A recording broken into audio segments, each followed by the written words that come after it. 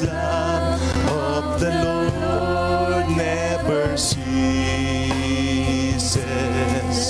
His mercies never come to an end. They are new every morning, new every morning. Great is thy faithfulness, O Lord. Great is thy faithfulness. Ang pag-ibig mo, Panginoon. Pag-ibig mo ay hindi nagmamahalin. Ang awa mo ay walang kapantay. Ito'y laging sariwa bawat umaga. Tapat ka dakila, O Diyos.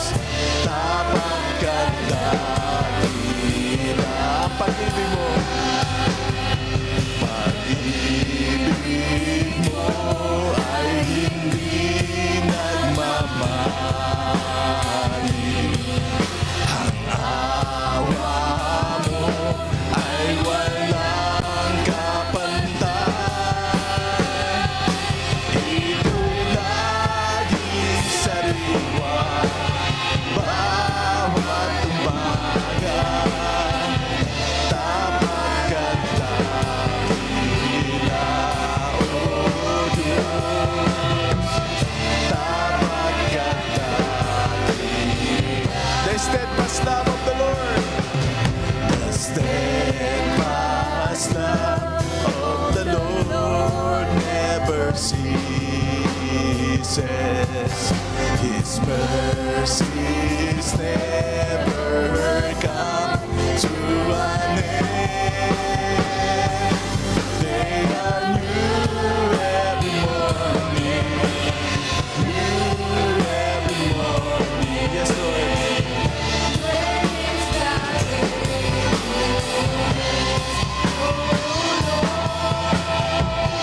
Great is thy faithfulness. They are new every morning. They are new every morning. New every morning. Great is thy faithfulness, O Lord. Great is thy faithfulness. They are new every morning, new every morning. Great is thy faithfulness, O Lord. Great is thy faithfulness. Yes, Lord. They are new every morning, new every morning. Great is thy faithfulness, O Lord. Great is thy faithfulness. They are new every morning. They are new every morning. Yes, Lord. New every morning, great is thy faithfulness, O Lord. Great is thy faithfulness. Minsan pa, come on, people of God. They are new every morning. New every morning, Great is thy faithfulness, O Lord. Great is thy faithfulness, O Lord. Great is thy faithfulness. faithful, Lord. We worship you, God. Yes, Lord. Hallelujah. Great is your faithfulness, O God. Hallelujah, hallelujah, hallelujah. Salamat, Panginoon. Tunay dakilang yung katapatan sa bawat anak mo, O God. Hallelujah. Lord, pinupuri ka namin. Sinasamba ka namin. Pinasasalamatan ka namin, O God, sa umagang to, O God. Dahil ikaw ay mabuti. Ikaw ay mabuti. Ikaw ay tapat, O Diyos. Hallelujah. Purihin ka, Panginoon. Purihin ka, Panginoon. Purihin ka, Panginoon, ay mga labi. Purihin ka, Panginoon, ay mga tinig. Purihin ka, Panginoon. Hallelujah, hallelujah, hallelujah. Oh, we worship you, Jesus. Hallelujah, hallelujah, hallelujah. Lord, salamat. Salamat, Panginoon, sa iyong kabutihan sa bawat buhay namin. Salamat, Panginoon, sa katapatan mo, oh God. Hallelujah. Lord, nananatili kang tapat sa bawat isa sa amin, oh God. Hallelujah. Patuloy, Lord, pagpalain mo ang gawain to, oh Diyos. Ikaw siyang mga taas, oh God. Ikaw siyang mapapurihan, Panginoon, sa bawat buhay namin, oh Diyos. Hallelujah. Salamat, Lord, sa buhay ng worship team, oh God. Hallelujah. Sa bawat isang narito, Panginoon, salamat, salamat, oh God. Nanaon na ka namin sa umagang to, oh Diyos. Hallelujah. Sinabi mo nga ka, Panginoon, kung unahin ka namin, ikaw at ang iyong kaharian, Panginoon, lahat ang bawang bagay pa ang idaragdag mo sa buhay namin, oh God. Kaya, Lord, salamat, salamat, Panginoon, sa pagpapagaling mo, oh God. Salamat sa pagkilos mo sa bawat buhay namin. Salamat, Lord, sa pagtagpo mo ng lahat ang pangailangan, oh Diyos. Hallelujah. Lord, salamat sa mga salita mo na maig sa umagang to, oh God. Patuloy pagpapala ang tatanggapin namin, oh Diyos. Hallelujah. Patuloy may pa kami turian, oh God, sa malalim na kaparaanan, oh God. Hallelujah. Salamat sa buhay namin, Pastor, na patuloy ginagamit mo, oh God, upang maging dalhin pagpapala, oh Diyos. Hallelujah. Salamat, salamat, Lord. Maging sa pagbibigay, ikaw siyang mataas, ikaw siyang maluwalhati sa bawat buhay namin, oh God. Lord, salamat at dalangin namin ang mga kapatid natin pa sa lugar ito, oh God. Minsan pa pang niningatan mo sila, oh God. Hallelujah. Lord, salamat, salamat, Panginoon, sa lahat ng papuri, lahat ng pasasalamat, lahat ng pagluwalhati, lahat ng pagdakila tayo sa ilamang Ama sa pangalan ni Jesus. Amen. Hallelujah. Amen. Hallelujah. Patuloy po natin purihin ang Panginoon. Amen. Sapagat siya ang Diyos na mabuti, siya ang Diyos na tapat. Amen. Lord, patuloy ka namin itatas, Panginoon, sa umagang to. Patuloy ka namin pupurihin, Panginoon. Hallelujah.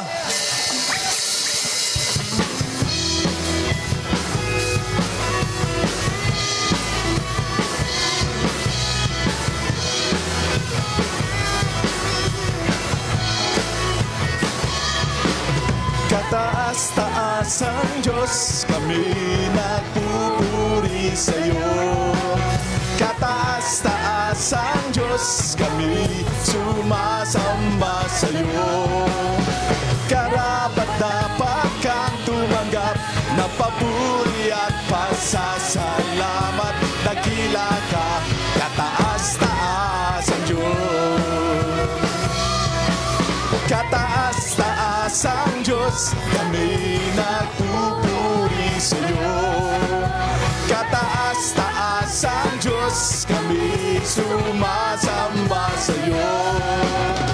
Karapat-dapat kang tumanggap ng papuri at pasasalamat.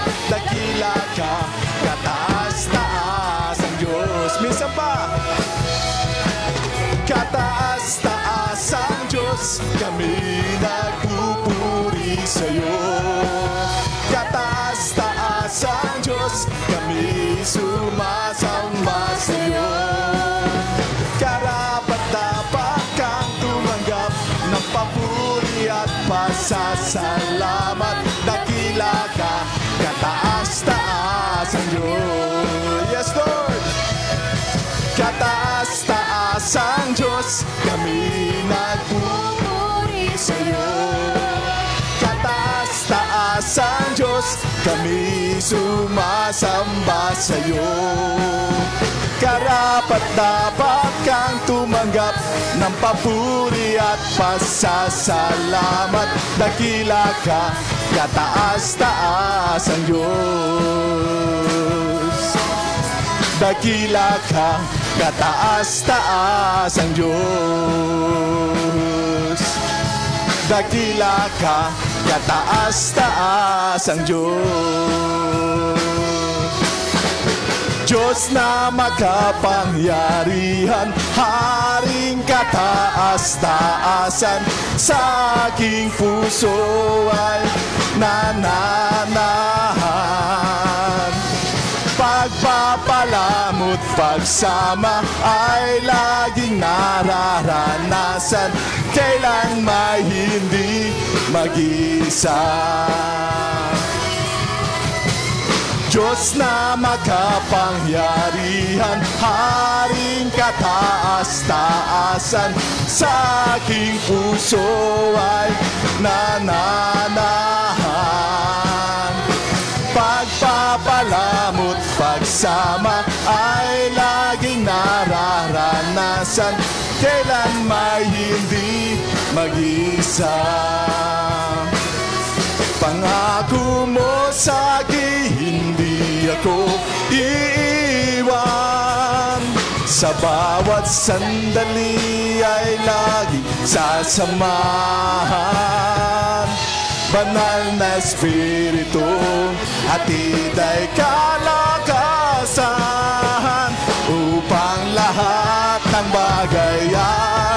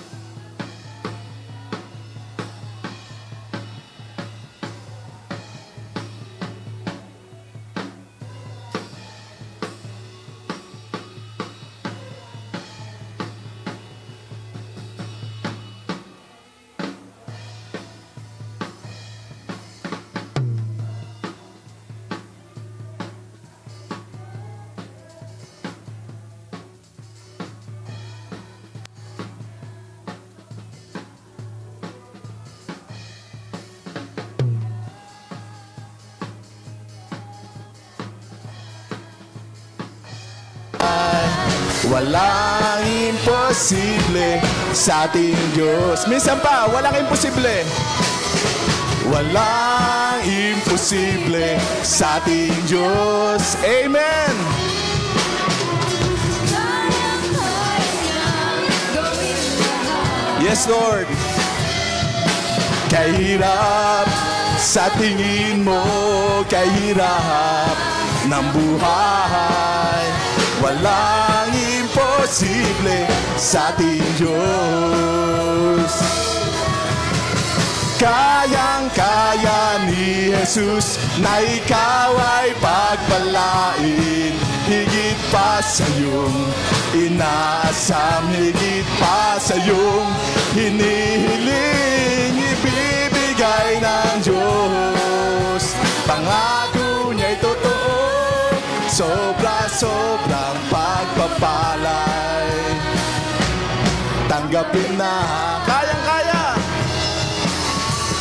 Kayang-kaya ni Jesus na ikaw ay pagpalain, higit pa sa iyong inaasam, higit pa sa iyong hinihiling, ibibigay ng Diyos. Pangako niya'y totoo, sobra-sobrang pagpapalay. Tanggapin na. Batiin po natin ating mga kapatid. Kumustahin po natin ang ating bawat isa. Pagpalain po natin sila at sabihin natin, walang imposible sa ating Panginoon. Hallelujah!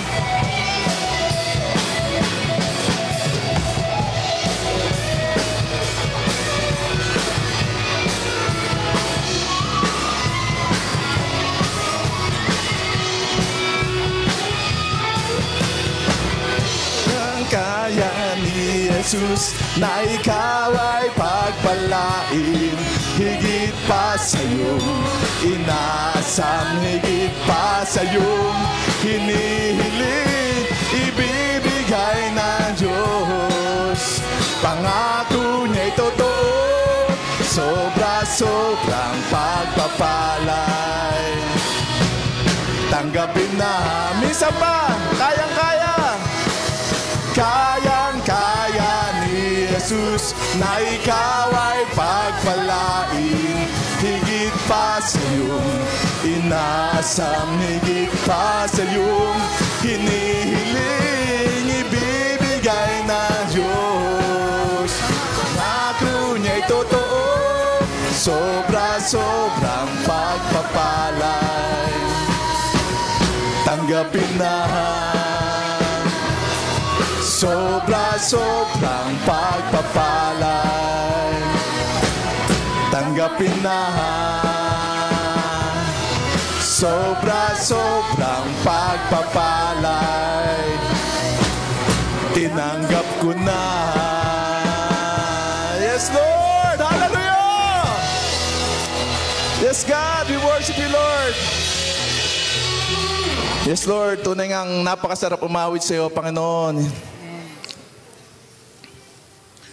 Tunay nga po, Panginoon, na sa pamamagitan lang ng aming pag-awit, ng aming pagsamba, Lord, maibalik namin ang aming pasasalamat sa iyo, Panginoon. Tunay na hindi mababayaran ang iyong kabutihan, Lord, sa bawat isa sa amin.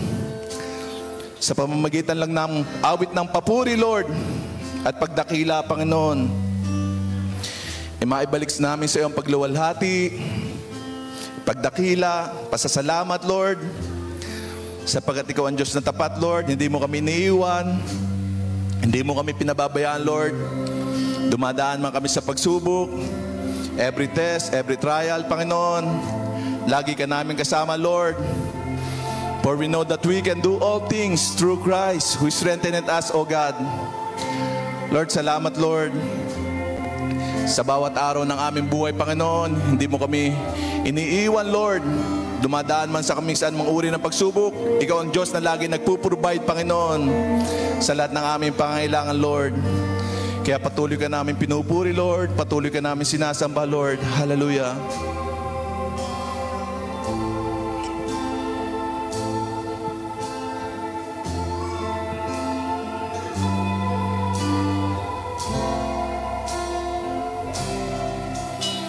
Awitin ko man lahat ng awit sa mundo, di kayang ilarawan ng kadakilaan mo.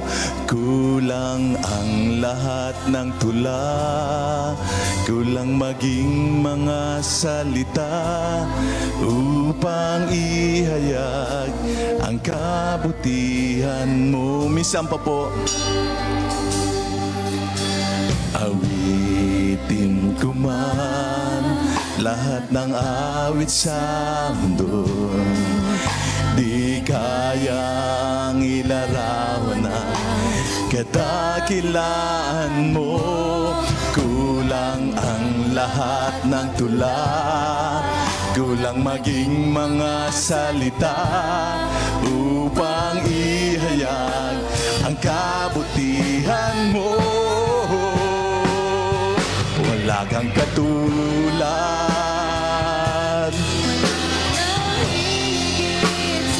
Yes, Lord.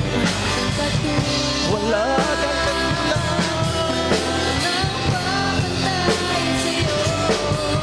Ikaw ang Diyos noon pa man, maging ngayon at kailanman.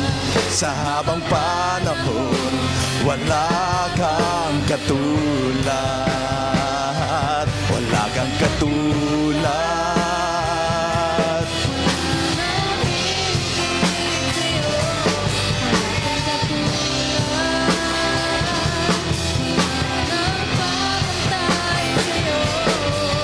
Ikaw ang Diyos noon pa man, maging ngayon at kailanman. Sa habang panahon, wala kang katulad.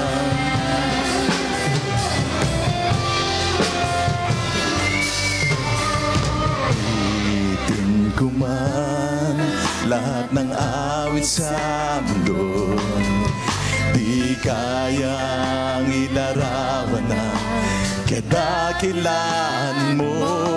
Kulang ang lahat ng tula, kulang maging mga salita upang ihayag ang kabutihan mo. Wala kang katulad. Yes, Lord. Wala nang higit sa'yo, wala kang katulad. Wala nang papantay sa'yo. Ikaw ang Diyos noon pa man, maging ngayon at kailanman. Sa habang panahon, wala kang katulad. Wala kang katulad. Wala nang higit sa'yo, wala kang katulad. Anong papantay sa'yo? Ikaw ang Diyos noon pa man, maging ngayon at kailanman. Sa habang panahon, sa habang panahon, sa habang panahon,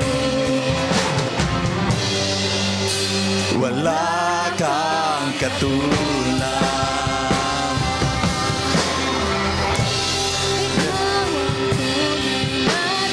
Yes, Lord. Hallelujah. Ay walang katulad, ika'y lang-isa, Ikaw lamang, wala nang iba. Sa'yo ang aming awit, isisigaw sa buong mundo. Ikaw ang tunay na Diyos.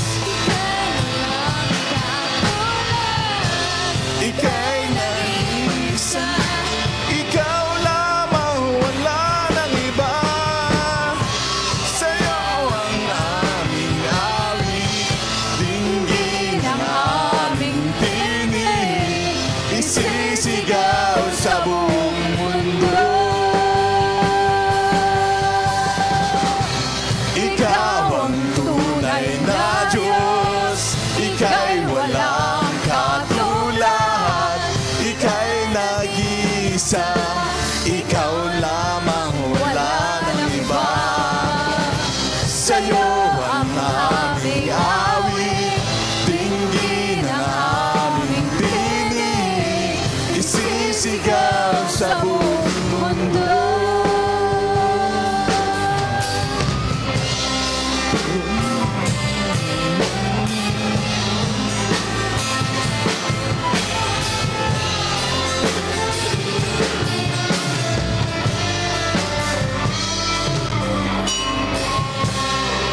Pupurihin ka, O Diyos. Yes, Lord. Ang aming alay ay pasamba, kalwalhatian, buong karangalan, kapangyarihan mo'y walang katulad. Minsan papuri natin ang Panginoon. Pupurihin ka, O Diyos. Yes, Lord. Hallelujah. Ang aming alay ay pagsamba, kalwalhatian, buong karangalan, kapangyarihan mo'y walang katulad. Ikaw ang tunay na Diyos, ika'y walang katulad, ika'y nag-iisa, ikaw lamang, wala nang iba. Sa'yo ang aming awit, dinggin ang aming tinig, isisigaw sa buong mundo. Ikaw ang tunay na Diyos. ika'y Come on, people of God. katulad, ika'y nag-iisa, ikaw lamang, wala nang iba. Sa'yo ang aming awit, Dinggin ang aming tinig, isisigaw sa buong mundo. Isa pa!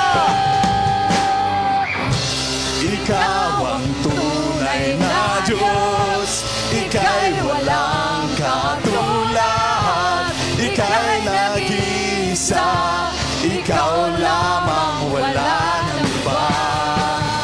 Sa'yo ang aming awit, dinggin ang aming tinig, isisigaw sa buong mundo. Ikaw ang tunay na Diyos, ika'y walang katulad, ika'y nag-iisa, ikaw lamang, wala nang iba. Sa'yo ang aming awit, dinggin ang aming tinig, isisigaw sa buong mundo.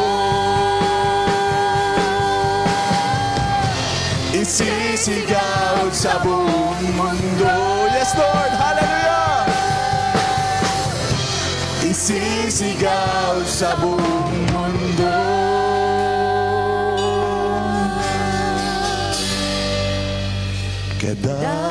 Kadakilaan mo. Yes, Lord. Ang kabutihan mo. Yes, Lord. Kadakilaan mo. Yes, Lord, we worship you, Lord. Yes, God, hallelujah. We worship you, Lord. Yes, Lord, hallelujah. Oh, yes, Lord. We worship you, God. Yes, Lord. Yes, Lord, hallelujah. Yes, God, you are so good. You are so great, Lord. You are so faithful, Lord. Thank you, Lord, for loving us, oh God. You are our loving Father, our healer, our provider, Lord. And Lord, we give you back all the glory, honor, and praises in the mighty name of our Lord, God, and Savior, Jesus Christ. Amen. Amen. Hallelujah. Amen. Makakabuo na po tayong lahat. Amen. Tunay na napakasarap sa presence ng Panginoon. Amen.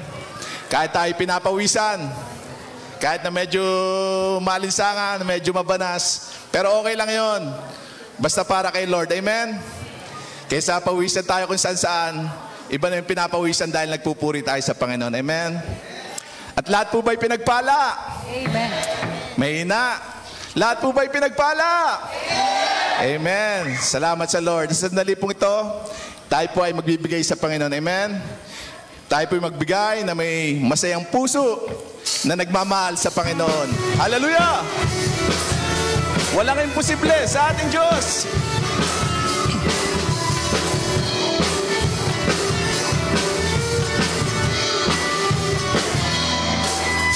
Walang imposible sa ating Diyos. Kayang-kaya niyang gawin lahat. Kahirap sa tingin mo, Kahirap ng buhay, walang imposible sa ating Diyos. Minsan pa, walang imposible. Walang imposible sa ating Diyos. Amen. Kayang-kaya niyang gawin lahat. Kahirap sa tingin mo, kahirap ng buhay, walang imposible sa ating Diyos. Kayang-kaya! Kayang-kaya ni Jesus na ikaw ay pagpalain. Higit pa sa'yo, inaasam, higit pa sa'yo, hinihiling, ibibigay ng Diyos. Pangako niya'y totoo, sobra-sobrang pagpapalay. Tanggapin na, minsan pa, kayang-kaya. Kayang-kaya ni Jesus na ikaw ay pagpalain. Higit pa sa'yo, inaasam, higit pa sa'yo, hinihiling, ibibigay ng Diyos. Pangako niya'y totoo, sobra-sobrang pagpapalay. Tanggapin na, sobra-sobrang pagpapalay. Tanggapin na, sobra-sobrang pagpapalay. Tinanggap ko na. Yes, Lord! Hallelujah!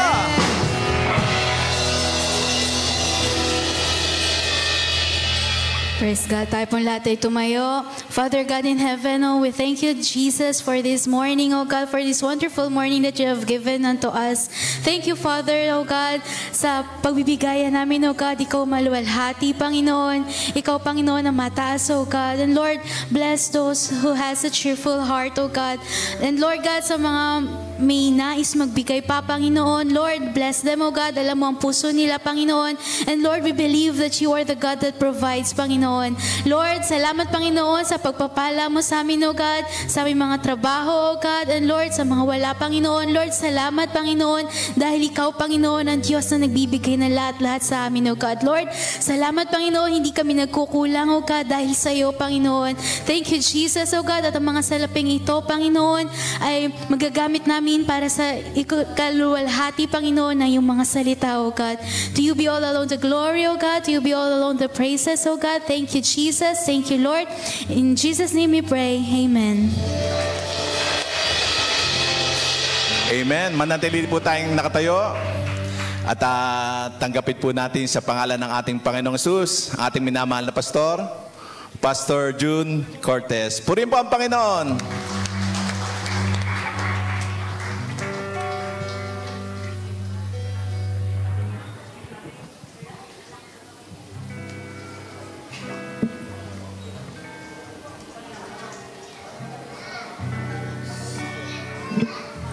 Praise God.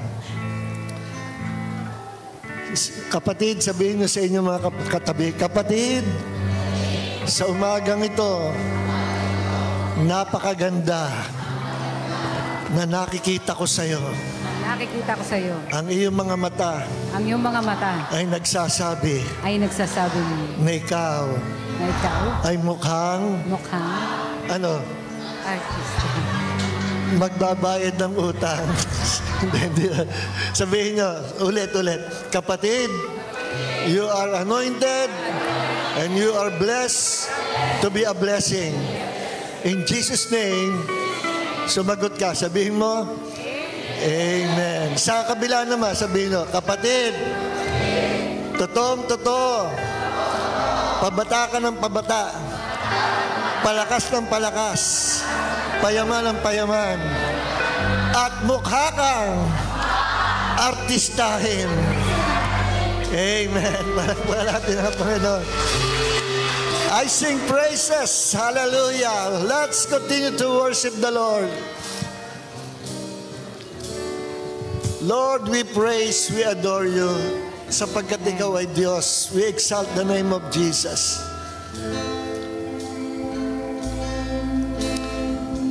Thank you, Lord. Thank you, Lord. Oh, hallelujah. I sing praises to your name. Oh, Lord, praises to your name. Oh, Lord, for your name is great and greatly to be praised. I give glory to your name. Oh Lord, glory to your name. Oh Lord, for your name is great and greatly to be praised. We give worship. Hallelujah. We give worship to your name.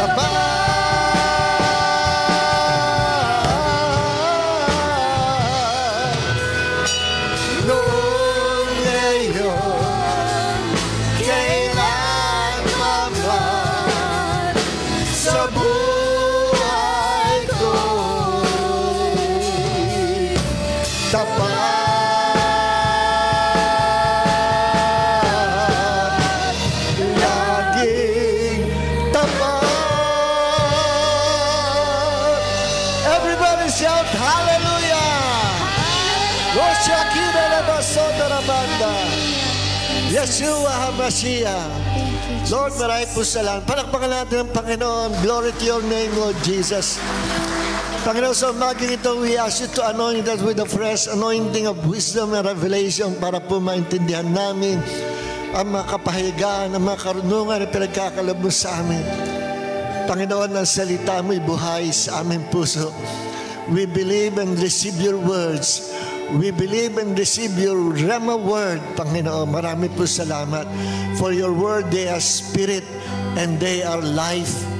They are your revealed word of God sa bawat saan. Panginoon, touch our lives, Lord. And our lives will never be the same again as we experience the fullness of your glory in this place. Marami po salamat, Panginoon. Sa iyo po ang kapurihan, Panginoong Jesus, because you are God, you are our Creator. Ikaw ang nagmemay-ari ng aming buhay. Salamat po, Panginoon. And all glory belongs to Jesus. Lahat may magsabi, Amen. Amen, amen, amen. Amen. Makakupo na po tayo lahat. Praise God. So, ang ating po topic sa umaga ito, hindi pa natin natatapos yung series natin about the topic obedience, no? Napahinto gawa nung message sa Father's Day. So, this is another teaching message from the Holy Spirit about obedience. Ang title po nito, The Power and Blessings of Obedience. Ano? The power and blessings of obedience. Ang Panginoon, ang gusto ng Panginoon sa atin na kanyang mga anak, number one, ay maging masunurin. No? Maging masunurin. Yan ang gusto ng Panginoon. Para matupad sa atin yung desire ng Panginoon na ilagay tayo sa napakagandang buhay, no? Hindi lang sa mundong ito, kundi sa next life, doon sa eternity, makasama natin siya. At ang susi, the keyword is obedience. No? Ito ang number one na gusto ng Panginoon sa atin. The mark of the true disciple or true sheep of the Lord is obedience. Makikita natin, sinabi ni Jesus sa ano yan eh, sa John chapter, pasensya na kayo, naiwan ko kasi yung salamin ko eh. Pero by the grace of God, mababasa naman natin to. Tapos nagre-reflect yung ilaw, no? John chapter 10 verse 9, John chapter 10 verse 27, sabi ni Jesus, the sheep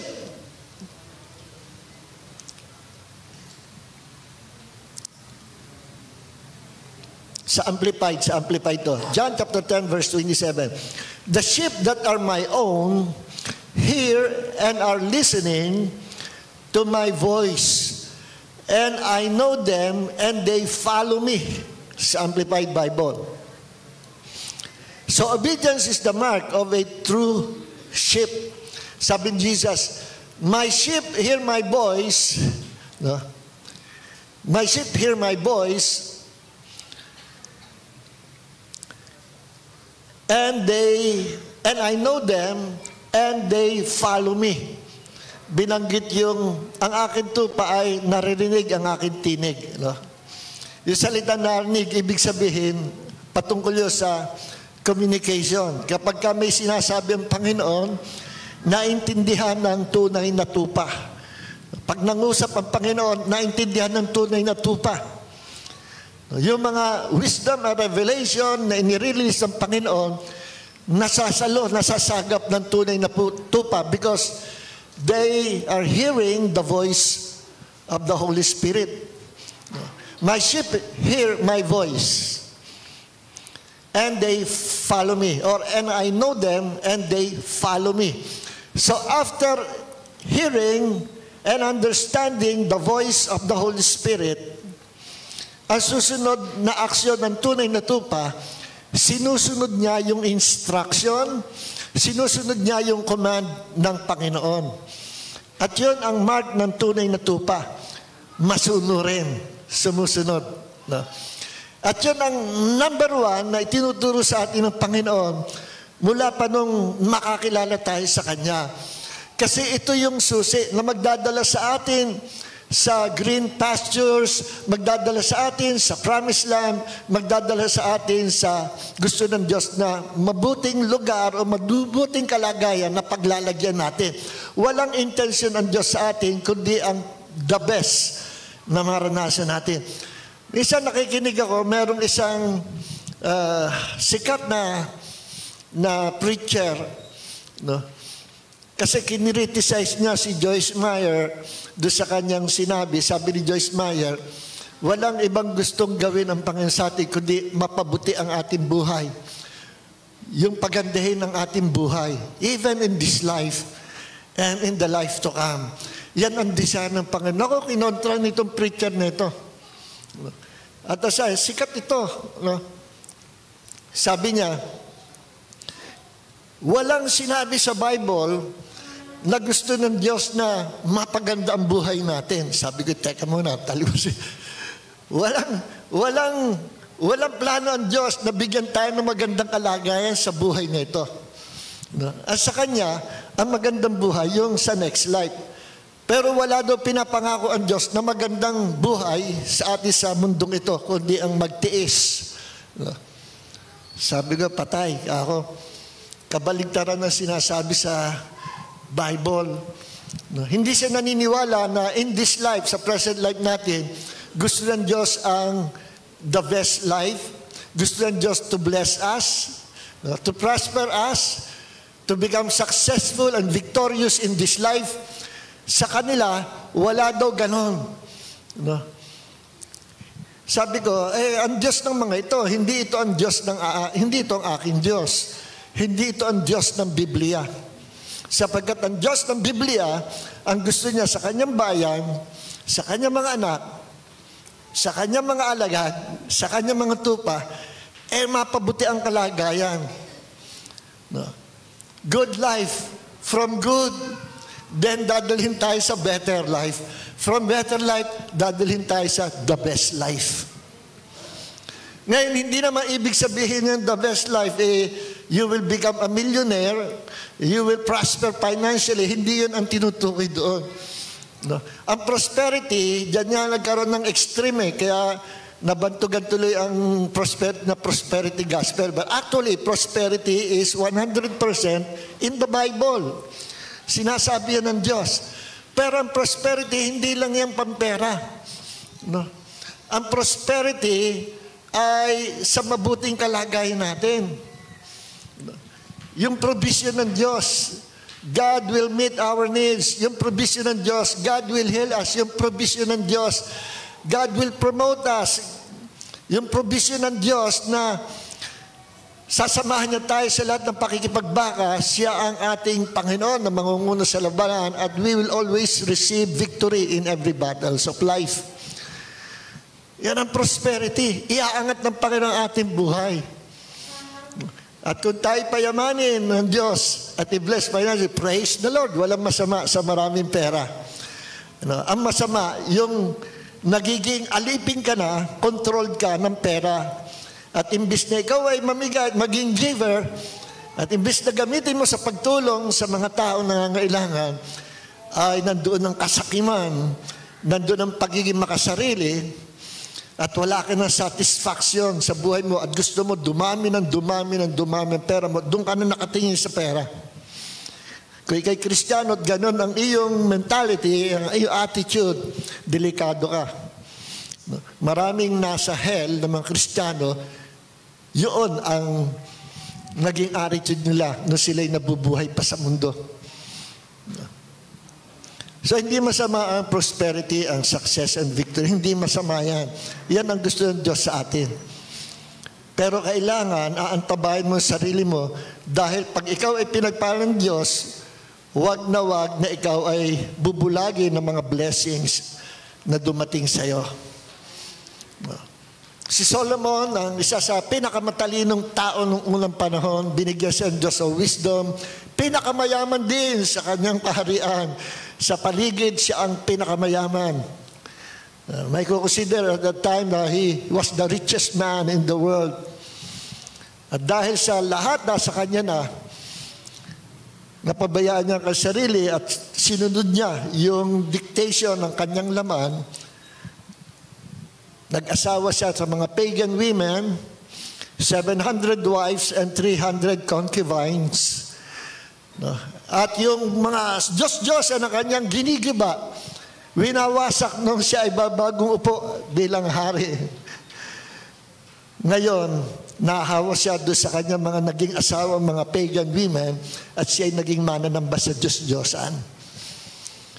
At yung kayamanan niya, na dapat gamitin niya, hindi na nagagamit, naging pansarili niya. Nag-backslide si Solomon. At yan ang medyo debatable, yung iba, sabi nila, wala na si Solomon. Sabi nung ibang theologian, hindi, nakabalik si Solomon.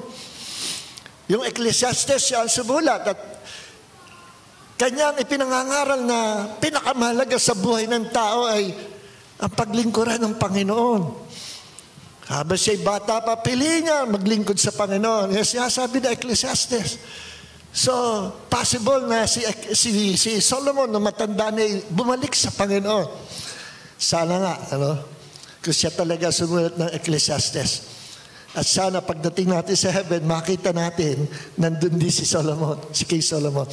Pero sinasabi ko mga kapatid, huwag nating isipin na hindi ako babagsak, matibay ako. Ayabang natin. But one of these days, bumagsak na pala tayo, hindi pa natin alam. Kasi nabulag tayo nung sobrang taas ng kalagayan natin. Ganyan si Satanas. The morning star, or the star of the morning. Pinaganda ng Panginoon. Binigyan ng wisdom, beauty. Sa kanyang kagandahan, nabulag siya ng sarili niya. At nagrebelde siya sa Diyos because he wanted to become like God. So yan ang iingatan natin.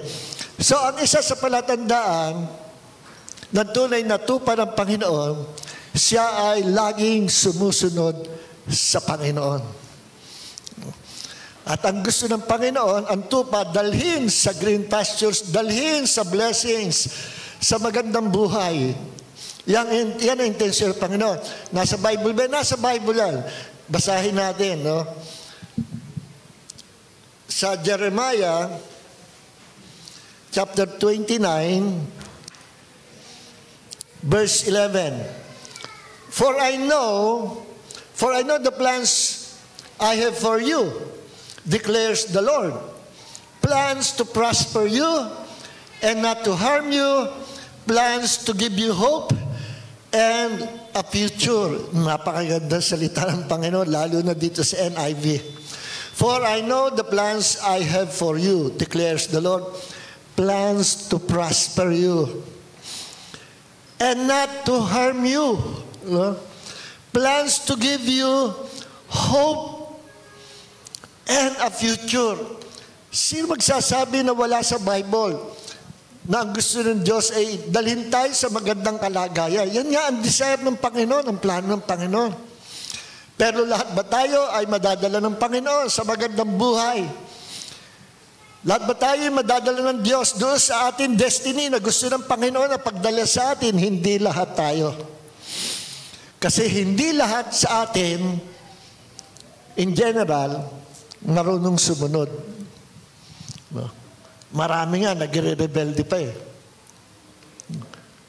Ano mang rebellion ang gawin ng tao? Rebellion sa magulang, rebellion sa church, rebellion sa school, rebellion sa government. Ano mang klaseng rebellion ay rebellion din sa Diyos. At ang Diyos, God hates rebellion. Kasi ang rebellion ay gaya daw ng kasalanan ng witchcraft. Pag rebelde ka sa school o rebelde ka sa parents mo o rebelde ka sa church, sa leaders ng church, You are rebelling against God. Nagre-reflect yung ginagawa mo, nagre-reflect sa langit. Nagre-reflect ito sa harapan ng Panginoon. At consider yun, you are rebelling against God. Like Lucifer.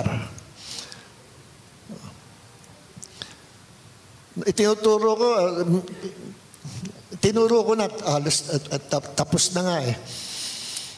Pero tinuturo ko pa sa mentoring, yung doorways, pintuan na bukas, na dito dumadaan yung mga demon spirit.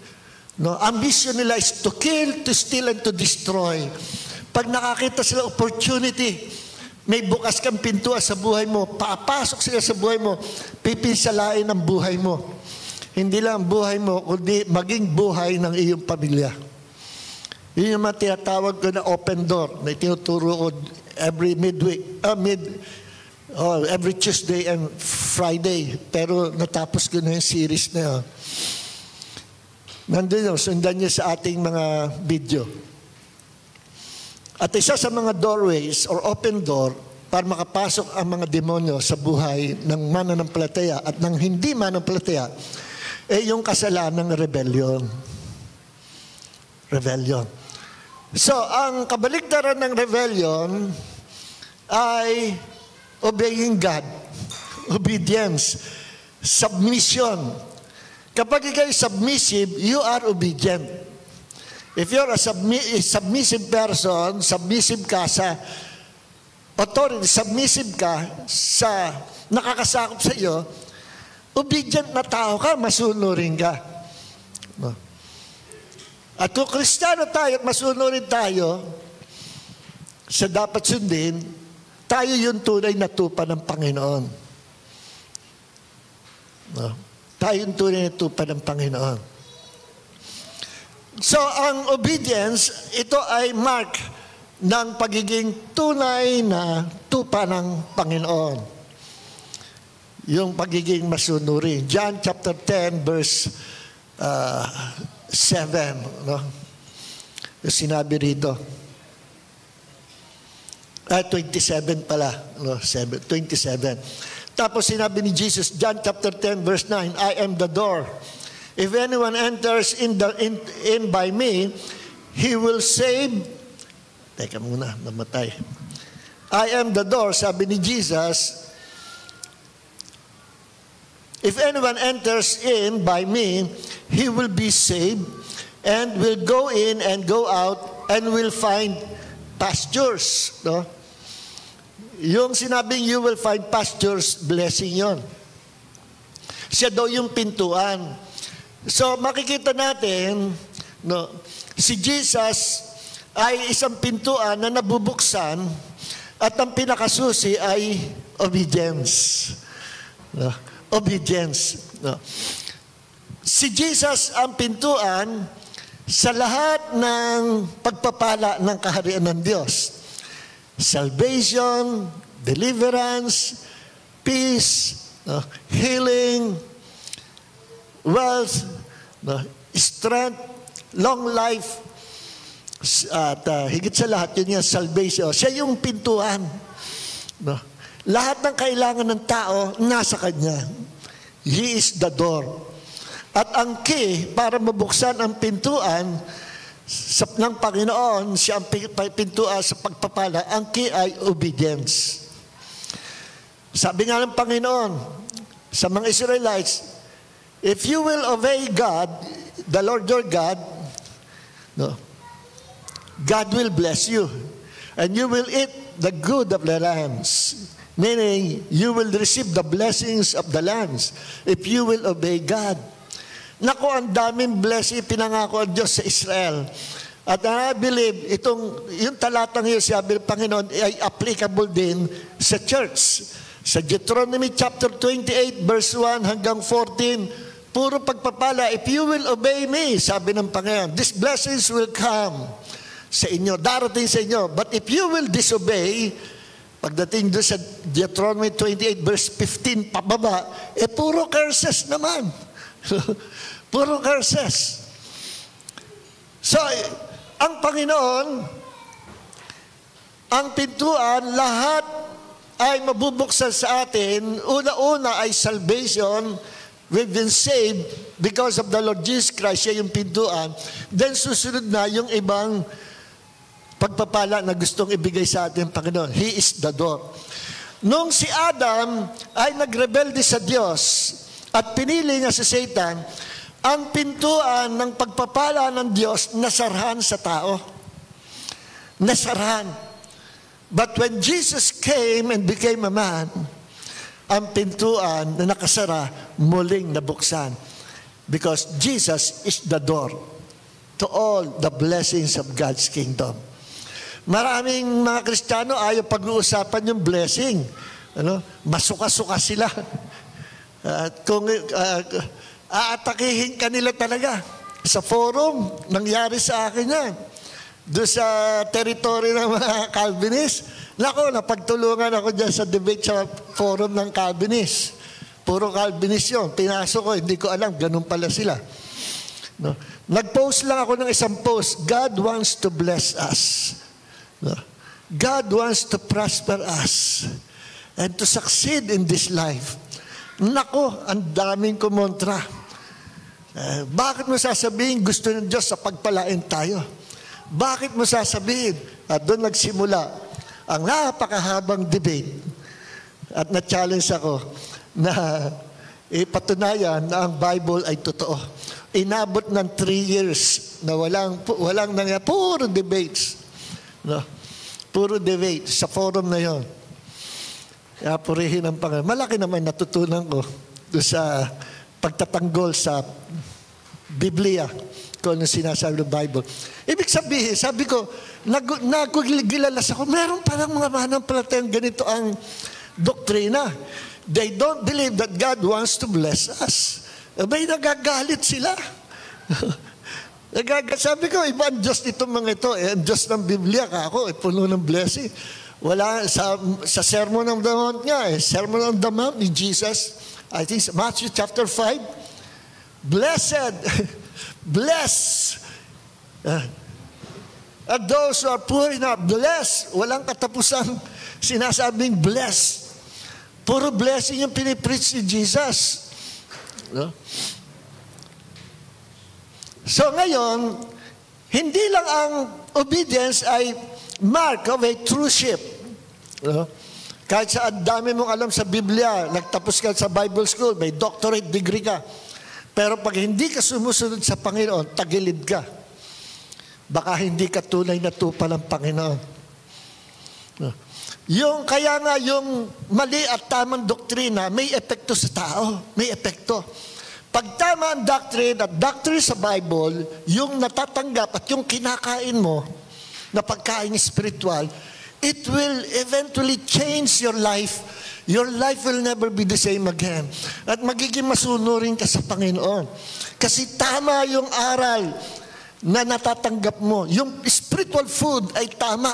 Magiging masustansya sa iyo at nababago ang buhay mo. Kasi tama yung aral. Pag mali yung aral, mali yung doctrine na binibigay sa iyo, ang buhay mo hindi mababago. Kita nyo ang mga kulto.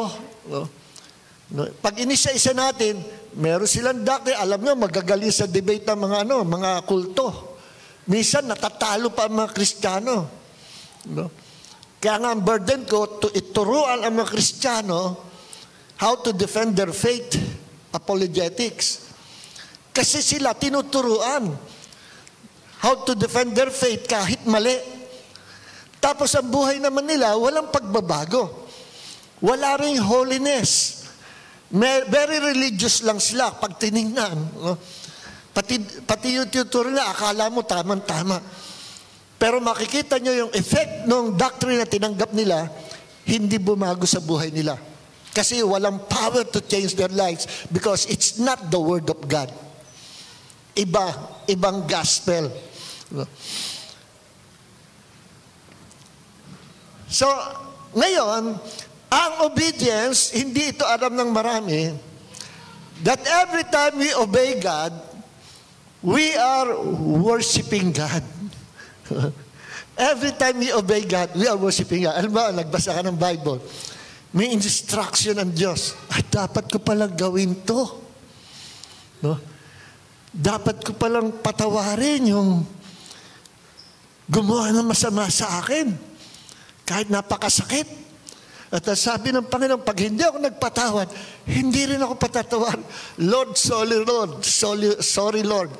Ngayon, na-realize ko, dapat pala akong magpatawad. Ngayon, pinatatawad ko na yung gumawa, yung umatraso sa akin, yung gumawa ng masama sa akin, pinatatawad ko na sila. So, sinunod mo yung sinasabi ng Panginoon, forgive them who abuse you, forgive them who persecute you. Don't bless them, don't curse them, but rather bless them.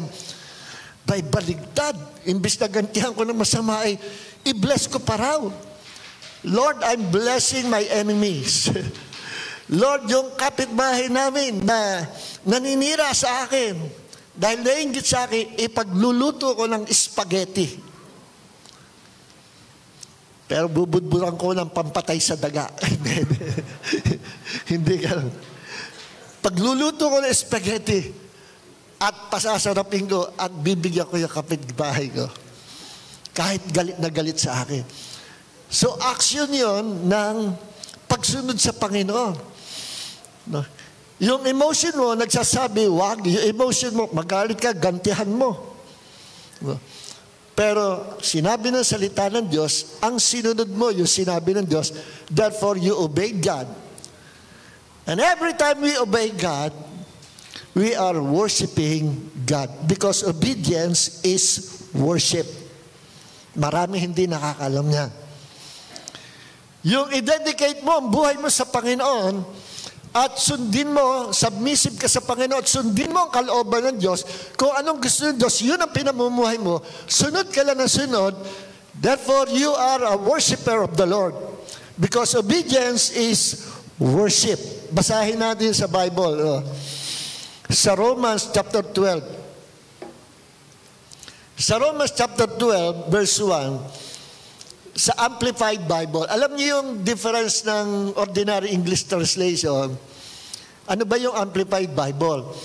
Ang Amplified Bible, hindi ito paraphrase. Iba yung paraphrase, yung dinudugtungan ng ibang words na wala naman sa original Greek. Yan yung paraphrase. Para lang maging clear yung passage. Ay dinudugtungan, pinaparaphrase. At ang mga Bible na paraphrase, yung The Living Bible, ano pa? Yung,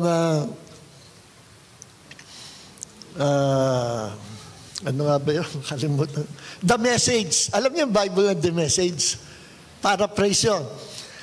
At yung isang grupo ng mga theologians nagsama-sama, binalak nilang i-revise yung The Living Bible.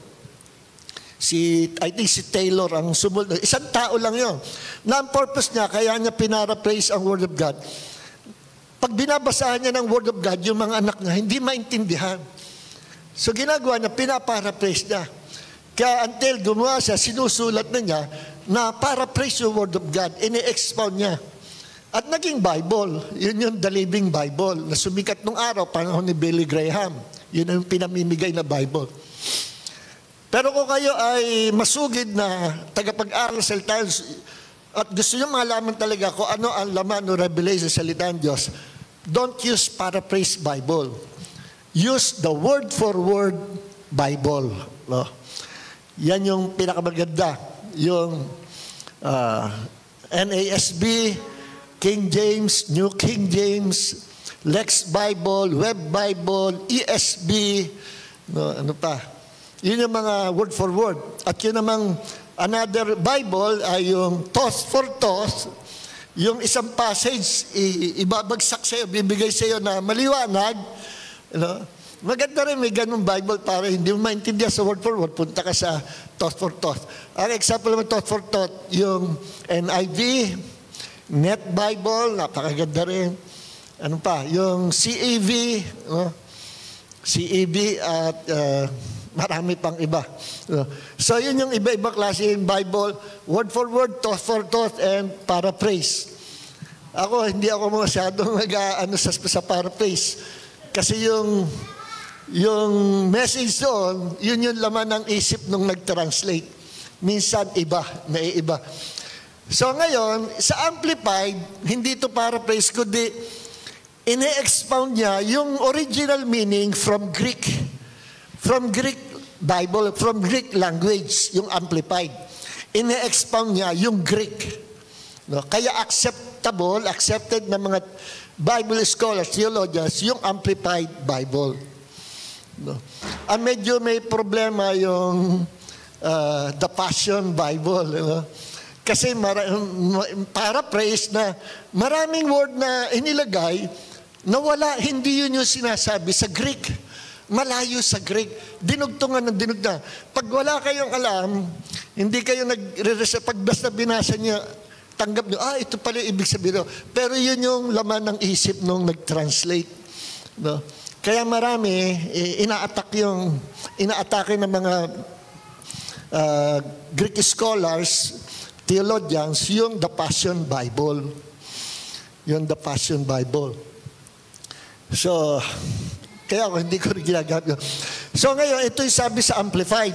Sa Romans chapter 12, verse 1. Sabi dito, nagre-reflect, I appeal to you, therefore, brethren, and beg of you, in view of all the mercies of God, to make a decisive dedication of your bodies, bracket, presenting all your members and faculties as a living sacrifice, holy.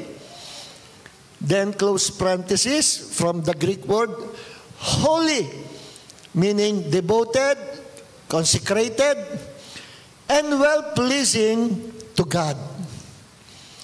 Which is your reasonable, close parenthesis, rational, intelligent, service, and spiritual worship.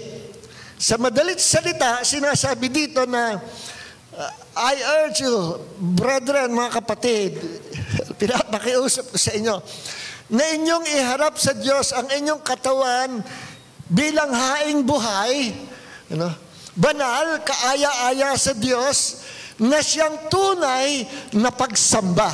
Nakikinig po ba tayo?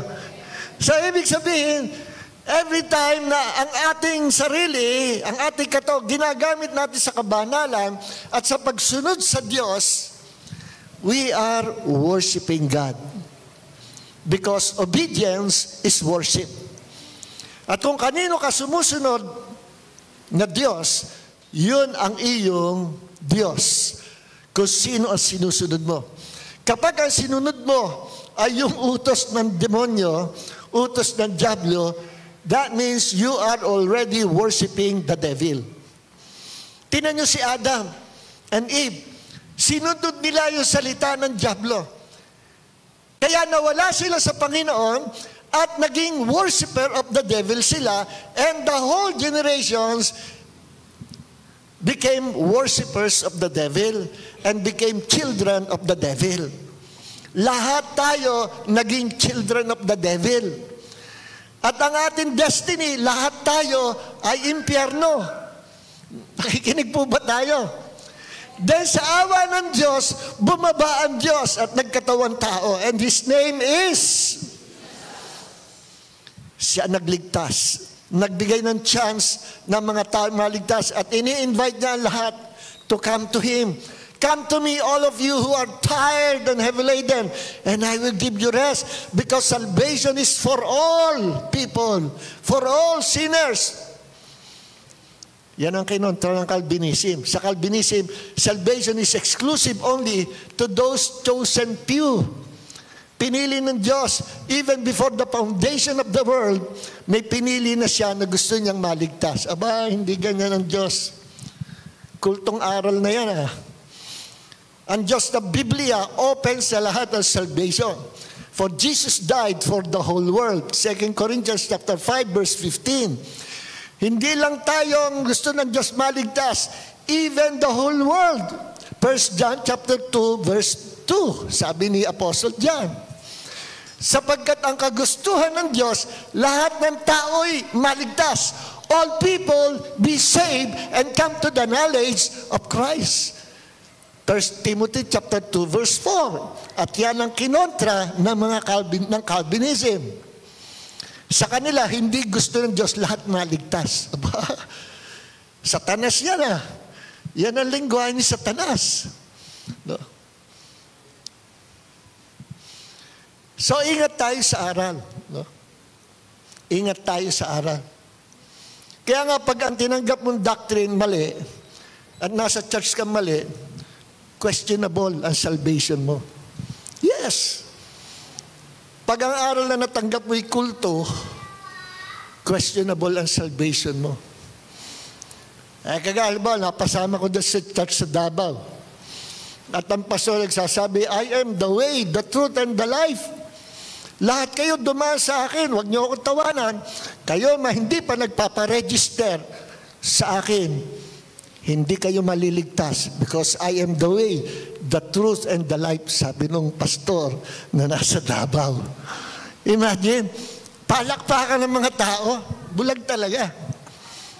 Ini-embrace nila yung teaching na gano'n. Saan pupunta yung mga yon? Si Jesus lang yung nagsabi na I am the way, the truth, the life. Ngayon, inaangkin na niya.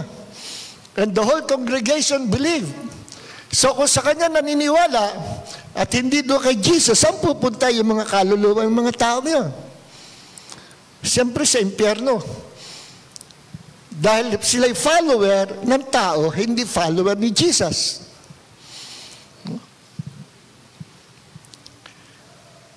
So every time we obey God, we are worshiping God. Kaya akala natin, ang pagsamba, yung kakanta ka sa Panginoon, yung tatas mo kamay mo, okay, papalakpa ka, okay, sasayaw ka. Tama, lahat ng yon ay manifestation ng ating joy in the Lord. Lahat ng yon ay ating ino-offer sa Diyos as our offering of worship. Yung pagpupuri natin sa Panginoon. Pero alam nyo, ang worship hindi lang yon. Worship is obedience. Amen.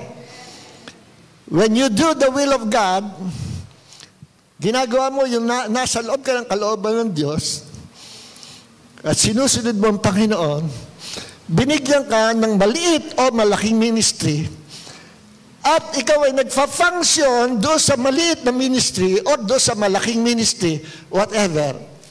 Every time na gumawa ka, kumilos ka, nagpo-flow ka doon sa ministry binigay sa iyo ng Panginoon, you are worshiping God and you are God's worshiper. Halimbawa, ang ministry mo ay tagawalis ka, no, taga-ayos ng silya sa church, no, o taga-asar ka, at ikaw ay faithful sa ministry mo, na every time na ginagawa mo yon, hindi dahil sa ikaw may sweldo, hindi dahil sa ikaw ibinabayaran, ginagawa mo yon para sa pangalan ng Panginoon. Sabi nga, whatever you do, no, do it in the name of the Lord Jesus Christ. At nagwalis ka, you are worshiping the Lord. Nag-ayos ka ng silya for the glory of Jesus, you are already worshiping the Lord. No. Napatawad mo yung hindi ka patapatawad, you are worshiping the Lord. Because obedience is worship. Doing the will of God is worship. Marami hindi nakakaalam yan, mga kapatid. Ngayon, yun yung mga pagpapala ng Diyos sa atin na ang nagbubukas sa pagpapala ay yung salitang obedience, na i-release ng Panginoon ang blessing sa atin because of obedience. Pero masasabi ko, mga kapatid, huwag niyo i-desire yung blessing. Don't desire for those blessings. Desire the blesser. Sino yung blesser? Si Jesus. Kaya nga ako binaga, pag, alam ba, yung offering, kuha na offering, sabi ko nga sa mga kaibigan ko rin, Pastor, baguhin na natin yung style natin. Huwag na natin sabihin, kapag kayo nagbigay ng malaki, tatanggap kayo, it will come back to you. Nagtanim kayo ng malaki, aani kayo ng malaki. So, magbigay tayo sa gawa ng Panginoon. Na nagbibigay ng konti rin blessing. Nagbibigay ng malaki, malaki ang blessing. No? So, mga kapatid, ay nagbibigay, ang purpose is to be blessed. Sabi ko, mali yun. Habang lumalaki ako sa Panginoon, nakikita ko yung kamalian na practices natin ng araw at yung mga kamalian ng pinangangaral natin ng araw. Kasi sabi ko sa mga kapatid, baguhin natin, sabihin natin, we're giving something to God. We're giving our offering, kung ano man yan, tithes, love offering, sacrificial giving, not to receive the blessings of God, but because we truly love God. We love Jesus. Amen. Nagbibigay tayo dahil mahal natin ang Panginoon. Kaya yung mga kumukontra sa tithes, sabi ko, wala kami pakialam kung hindi kayo naniniwala sa tithes. Sige, okay, pero kami naniniwala kami sa tithes. At bago pa magkaroon ng Christianity, nagtatights na rin yung mga Jews, practices nila. Kaya yan ay tradisyon nila o ano, ang purpose ng tithing namin, hindi dahil sa ito ay doktrina na dapat sundin. Hindi dahil sa ito ay command ng Panginoon. Nagtatights kami galing sa aming puso because we love the Lord Jesus Christ. Hindi man lang natin magantihan ang Diyos. Walang sapat na kabutihan na may bibigay tayo sa Diyos bilang ganti na tayo iniligtas sa lake of fire. Wala tayo, hindi natin magantihan ng Panginoon. Kulang yung kabutihan na pinapakita natin. Kaya maging sa pagbibigay ng mga pagpapain binibigay sa atin Diyos, ibinabalik pilit natin sa Panginoon. Not to receive another blessings from God, but because giving is part of our worship. Nakikinig po ba tayo? No?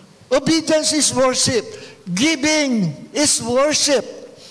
No? At gustong-gusto ng Panginoon na meron tayong dalang offering. Even in the Old Testament, sinabi ng Panginoon sa Israel, huwag kayong pupunta sa aking presensya, na walang dala ang inyong kamay. Sinabi yan. No? Huwag kayong pupunta sa presence ng Diyos na walang dala ang inyong kamay na offering. Meaning, gusto pala ng Diyos yung offering. He always receive our offering. Pero mas maganda kung galing sa ating puso at hindi ang purpose natin is because we are offering it to God because we love Him. We want to worship Him, not to receive the blessings, but because we love Him. At alam niyo ang kasunod, sadya may blessing na pinapalit ang Panginoon. Every time we give something to God, may blessing na pinapalit ng Diyos. Kasi the God whom we serve is a good God. At sinabi ng Panginoon, sa kanyang bahay sa Israel, nabasa sa Old Testament, I believe, it's also for us today. E sinabi ng Panginoon, no worship, no rain. Sabi yan ng Panginoon, hindi kayo sumasamba, sige, wala kayong ulan. And under the Old Testament, lalo na kung sila nasa wilderness, ang ulan ay isang malaking pagpapala sa kanila. Napakalaking blessing sila sa kanila ang ulan. Sapagkat pag matagal na hindi umuulan, natutuyo lahat, hirap sa tubig. Once na umulan, tuwan-tuwa sila, naliligo sila sa ulan. At siya sabi, Lord, thank you for this rain, thank you for this blessing. At sa kapanahon na natin ngayon, may i-represent ng ulan na sinasabi ng Diyos, no worship, no rain. Sa panahon natin ngayon, sa Church 8, ay masasabi natin, sinasabi ng Diyos, no worship, no obedience, no offering, then you will not receive rain. You will not receive any blessings. Yan ang sinasabi ng Panginoon. No worship, no rain. No worship, no blessing. Nakikinig po ba tayo? So ngayon, isang another na revelation ng Panginoon sa atin na ito. Ato, pupunta tayo dito bago tayo mataas. Gusto ko tapusin to eh. So, ito, obedience precedes miracle. After obeying God, you will receive miracle. Nakikinig po ba tayo? Every time you obey God, mag-abang ka na, kapatid. Expect a miracle. Because obedience releases the power of God. Obedience releases the miracles of God. Through our obedience, we can enter into the realm of the supernatural and receive supernatural blessing through obedience. Nakikinig po ba tayo? Pag ang Diyos nagsalita sa'yo, inutos sa kasundin mo, makakakita ka ng himala. No? Himala ng pagpapala, himala ng you will receive miracle from God. No? Every time you obey. At ulitin ko yung testify ito. Nung ako ay mahinang-mahina, na halos hindi na ako makalakad. Madalas ako matumba because of that neuropathy. No? Na kumakain sa aking buong katawan. Paakyat ng paakyat, paakyat ng paakyat. Sinusukat ko every week, merong another progress. Negative progress. Last week, nandito lang. Ngayon, nandito na. Nandito na, namamanhid na. Nagsimula sa daliri, umaakyat. Dati sa dulo lang ng daliri ko, ngayon umakyat sa paa. Hanggang sa paa ko, nawawala na yung lakas ng muscles. No? Nawawala na yung muscles. Hindi ko na kaya halos umakbang. Akit ako sa taas namin, sa second floor. Kapit sa hagdan. Bago ako makakyat, 1, 2, 3. Pagdating ko sa dulo,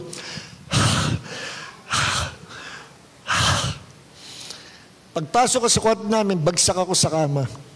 Wala akong kalakas-lakas. Eh, may nakalimutan ako sa ibaba.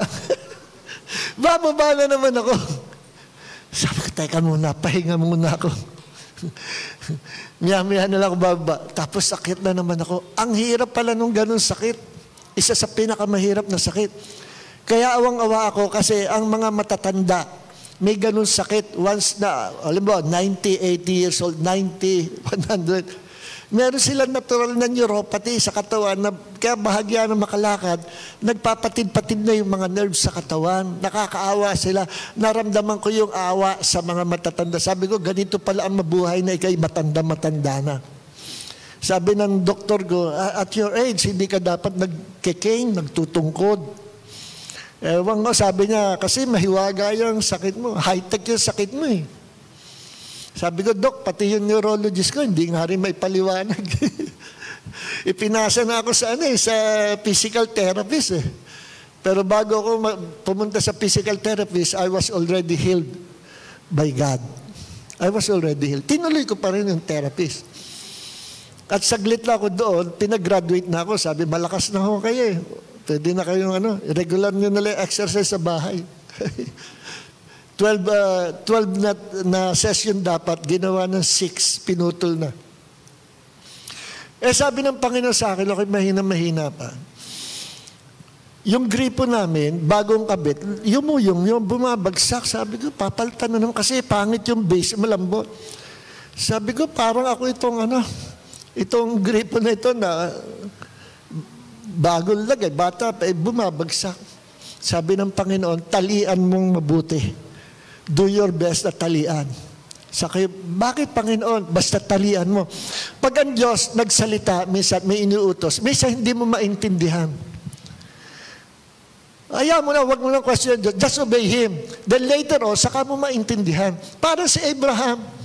Abraham, dadalhin kita sa lupain na hindi mo alam, hindi mo kilala. Hindi niya na-kinwestiyon, Lord, ano ba meron doon? May SM ba doon? Merong signal ba? Baka walang signal doon. Bakit? Saan lugar yun? Gaano kalayo po ba yun? Walang ganun, tanong si Abraham. Basta nag-impake siya, sabi, Panginoon, dalhin mo lahat. pati pamilya mo, kamag-anak mo, mag-travel ka sa isang lupain na pagdadalhin ko sa iyo. Yes, Lord. Hindi niya alam kung ano mangyayari. Hindi niya alam kung saan yon. Hindi niya alam kung totoo yon. Basta, he just obeyed God. At doon, pinagpala siya ng Diyos, doon siya sumunod sa Panginoon. Sabi ng Panginoon, bibigyan kita ng anak at pararamihin ko ang generation kasi dami ng star sa langit, kasi dami ng buhangin sa dagat. Binigay niya si Isaac, isang anak. Then later on, noong 23, I think, mga 23 years old na si Isaac. Hindi baby. Anak, halika, bakit tayo? Sabi ng Panginoon, pupunta tayo sa bundok at maghahandog tayo sa Diyos. Sabi niya doon sa kanyang isang tauhan, diyan ka muna, Toy, sa ibaba. Ako at ang aking anak ay sasamba sa taas ng bundok. And we will come back. Kami babalik. Kami. Ang utos kay Abraham, i-offer mo sa akin si Isaac, your only son, your only begotten son. At alam niya, isasacrifice si Isaac. Pero ang paniwala niya, sabi nga sa Bible, Abraham believed that even though si Isaac mamatay, bubuhayin ng Diyos. Yan paniwala ni Abraham. Kaya sabi ni Abraham, diyan ka muna, at ako at ang anak ko, babalik kami. See? At si Isaac ay larawan naman ng very submissive na anak.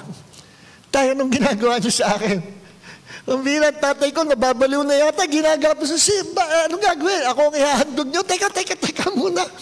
Papatayin niyo ako. Walang ganong attitude si Isaac. Kagaya ng tatay niya, he obeyed his father without question.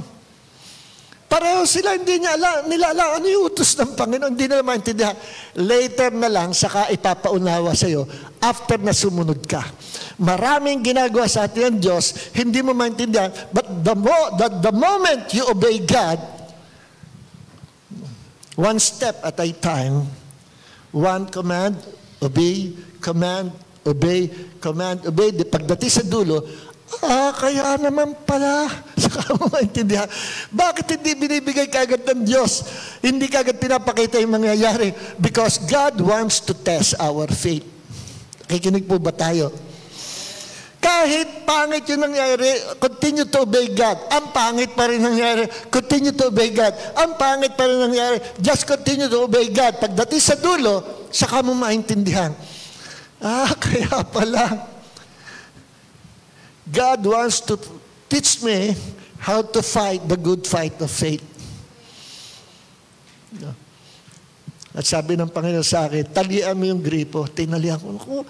Lahat ng lakas ko, binigay ko na. Ang hirap pakuan. Kapal nung pinako ko sa pak. Yung mga anak ko, wala. Ako lang na doon. Sister Lily, sa taas. Kumuha ko ng tali at tinali ko.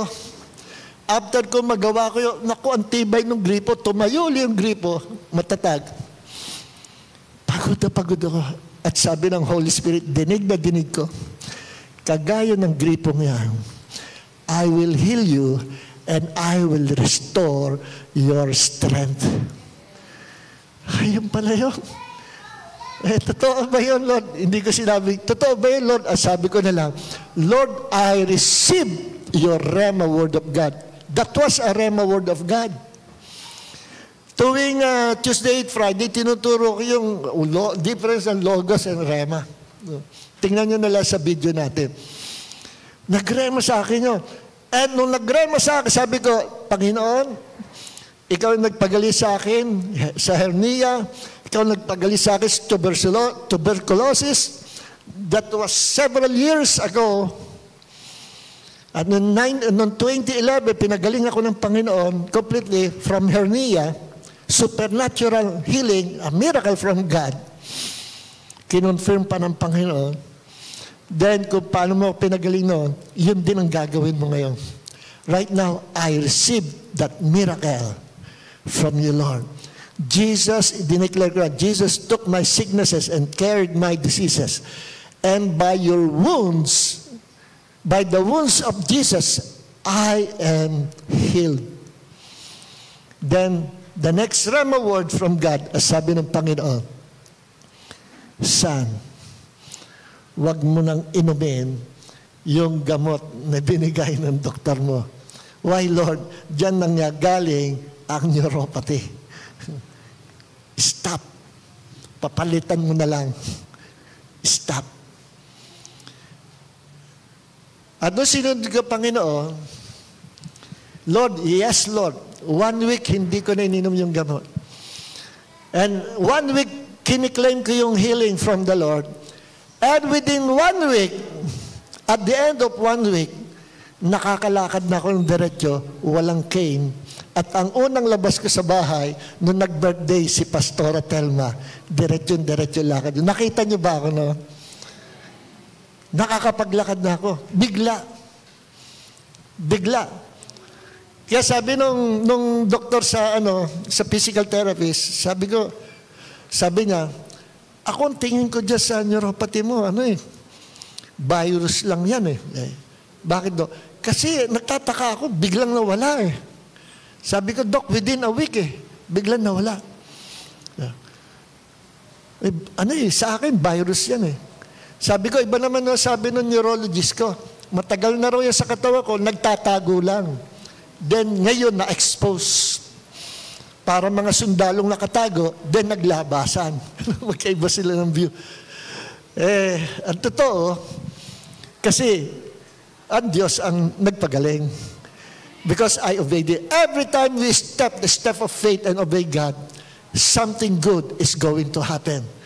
Miracle is coming. Tayo po lahat ito mayo. Amen. Hindi ko na mabibigay yung biblical example, siguro next week na lang. So, ano yung hinihintay niyong miracle? At ano yung sinasabi ng Diyos sa inyo personal? Ano? Sundin mo. Sundin mo. At makikita nyo, yung salita ng Diyos is always in line with the Bible.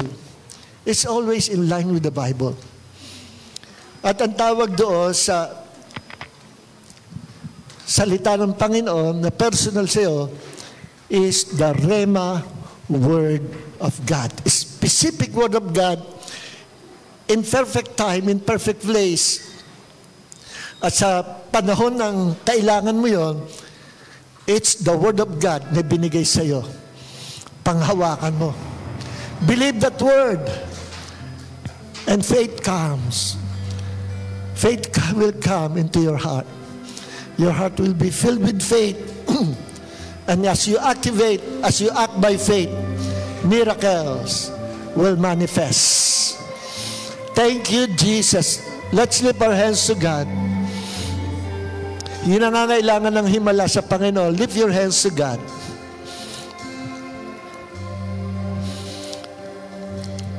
Itaas nyo ang inyong kamay sa Panginoon. Ano yung hinihiling nyo sa Panginoon? Kahit napaka-imposible, can become possible. If you can believe, all things are possible to you who believes. Ano yung himala na nire-request mo at hinihintay mo sa Panginoon? Ano yun?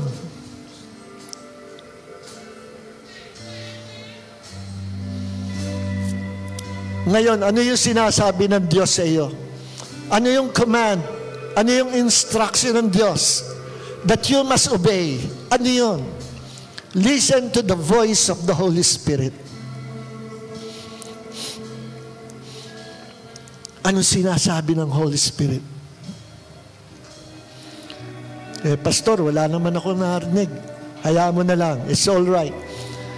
Maybe pagdating mo sa bahay, or maybe mamayang gabi, God will speak to you. And as He speaks to you, receive the Word of God. Obey it. Obey the Word of God. Obey His command. At abangan mo. Expect the miracle of God. Because expectation is the breathing place for miracle. Salamat, Panginoon. Sabihin natin, thank you, Lord. Thank you, Lord. I receive my miracle. In Jesus' name, Amen. Halakbakan natin pang. At kayo mga nasa live stream, if you are not sure that you are saved, kung hindi kayo tiyak na kayo anak ng Diyos o kayo ay ligtas at gusto niyo magkaroon ng katiyakan, believe in the Lord Jesus Christ and receive Him to be your Lord, your God, and your Savior, and you will be saved.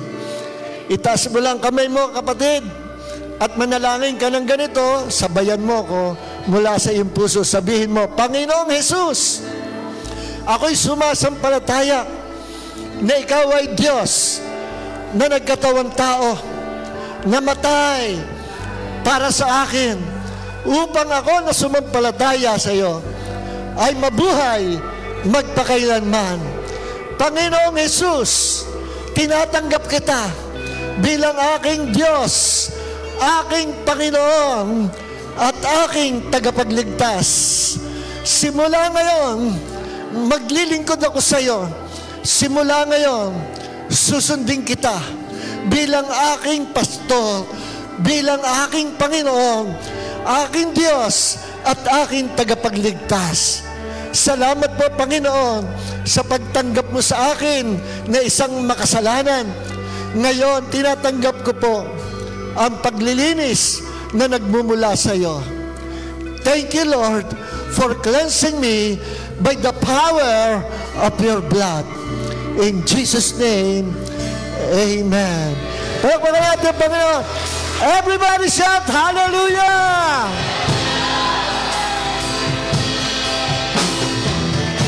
Hallelujah!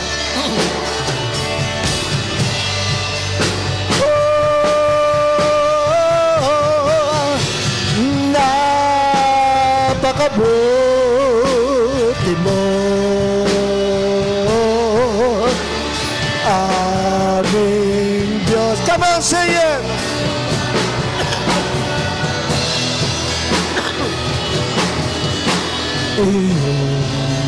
Likhay, luluwag, hatiin ka, O Diyos, napakabuti mo. Di ka nagbabago.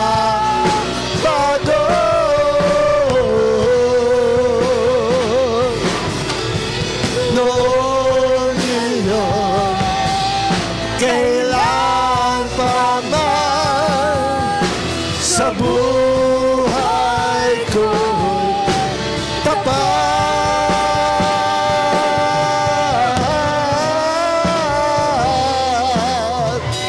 Noon iyon, kailan pa man sa buhay ko'y tapat.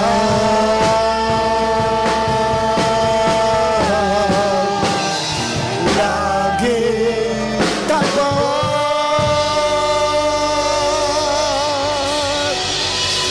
Everybody shout hallelujah!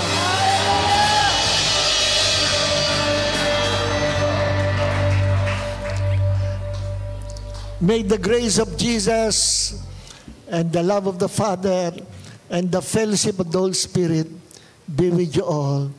In Jesus' name, amen. Amen. God bless everyone. Hallelujah. Romans 16:19 said, yes, 16:19 said, Romans 16:19 said, be excellent for what is good. Be innocent of evil. Oh, be excellent for what is good. Be innocent of evil. For the God of peace will soon crush Satan. God will crush him underneath our feet. The God of peace will soon crush Satan. God will crush him underneath our feet. Romans 16:19